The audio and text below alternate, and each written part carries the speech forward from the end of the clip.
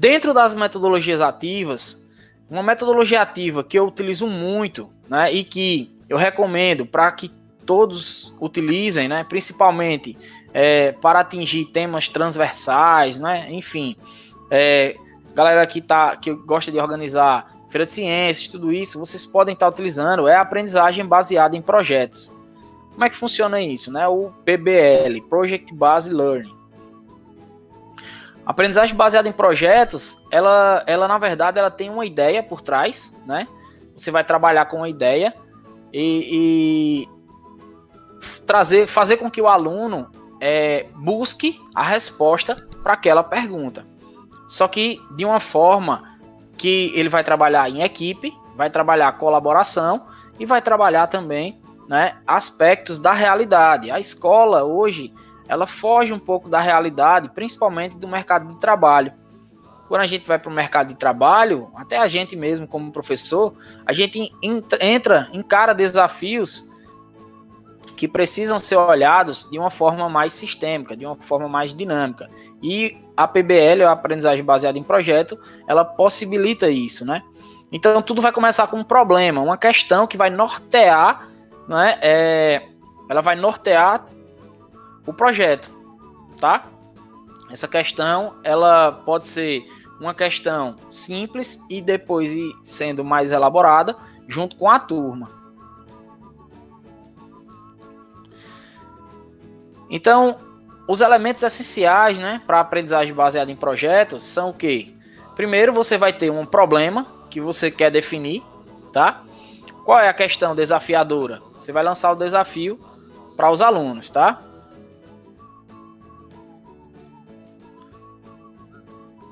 Daqui a pouco eu dou uma olhada no chat, beleza? E aí você vai ter depois, né, um espírito de exploração, né? Ou seja, os alunos eles vão atrás das respostas para aquele problema, para aquela questão, né? Não simplesmente você vai pegar e passar aquelas questões, né, tipo de decoração, não. Você vai trazer uma questão, por exemplo, vou dar um exemplo prático, real, que eu utilizei na sala de aula. Então, a gente vai, eu sou professor de informática, então vai ter uma feira tecnológica, feira de ciências.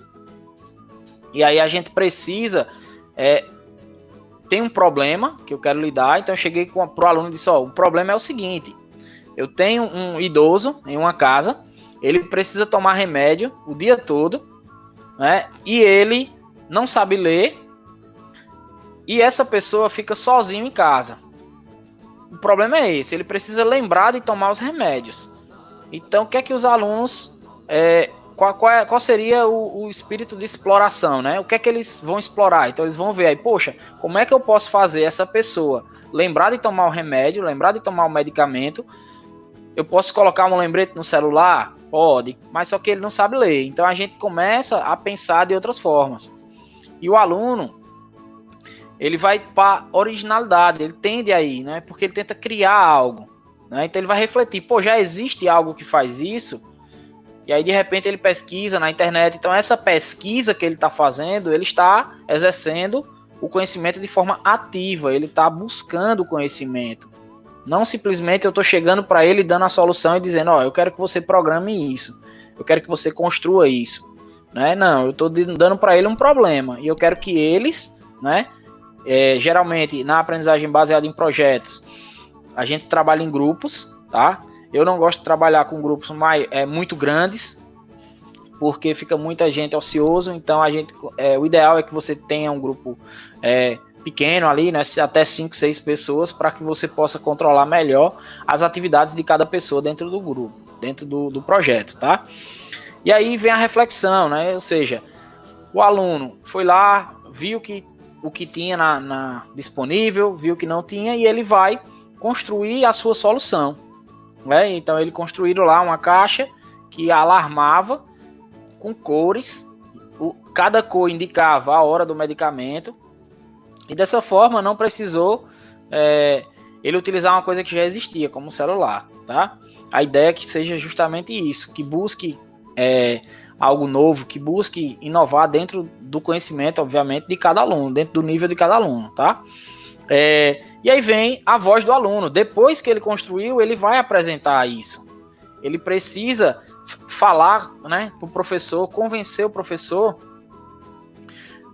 por que ele resolveu utilizar aquela solução, né? E aí vai ter um momento de debate, um momento onde o professor vai debater com os alunos, né? E no final ele vai apresentar um produto. Esse produto não necessariamente precisa ser algo muito complexo. Pode ser uma página da internet, um blog, pode ser algum material impresso, algum desenho, pode ser qualquer coisa, vai depender da disciplina, né? Um mapa, se você está trabalhando com geografia, pode ser um desenho de uma célula, enfim, não importa, tá? De uma forma genérica, ok? E quais são as vantagens, né? Então, deixa a escola mais atraente para os alunos, porque o aluno não vai só chegar lá na escola e receber informação, aquele conteúdo. Para isso, a gente já usa outra metodologia, que eu vou falar um pouco mais adiante. Melhorar a aprendizagem, porque o aluno ele se torna ativo, ele se torna parte, né? O centro ali do processo, não vai receber tudo pronto. Você constrói uma habilidade para a vida do aluno, como colaboração, liderança, trabalho em grupo. Então, todas essas habilidades, né? Essas competências são trabalhadas, e isso é uma das coisas que é mais importante hoje em dia, né? Principalmente para as habilidades aí, as profissões do futuro, que não necessariamente só são habilidades técnicas.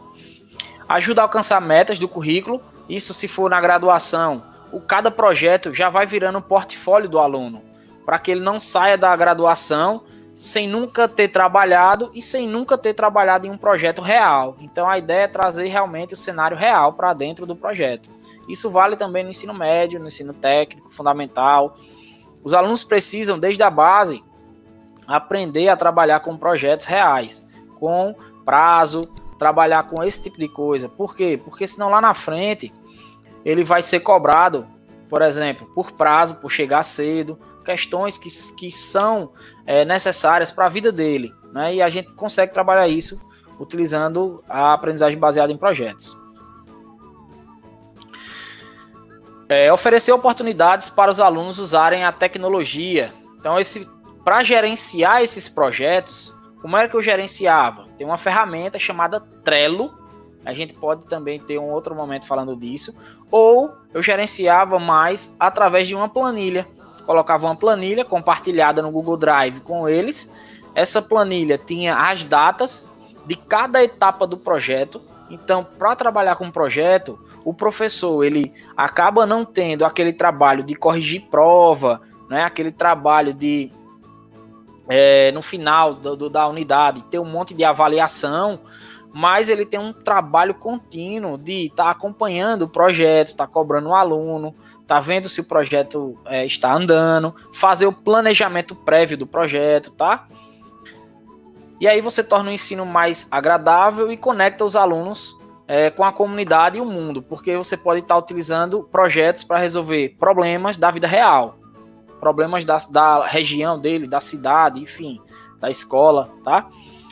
E aí vem como é que funciona o ciclo de vida, né? Então, primeiro você vai criar e planejar, você vai ver quais são as questões, depois você vai desenvolver esse projeto, monitorar e avaliar, e aí na hora da avaliação, você pode inclusive usar uma avaliação também ativa, onde o próprio aluno vai avaliar os outros alunos, tá? Mas você coloca alguns critérios, cria um barema, e ele vai avaliar em cima daquilo.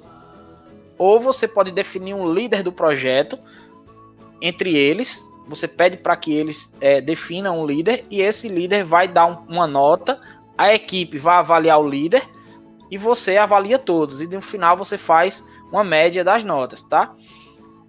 O importante, pessoal, que precisa se deixar claro é que desde cedo a gente precisa dar responsabilidade para o aluno. Responsabilidade no sentido de que ele mesmo pode se avaliar, mas com alguns critérios, porque senão eles podem ser ou muito brando com o aluno ou ser muito também, né, dar uma nota muito ruim para o aluno. Então você estabelece critérios e converse sempre com a turma.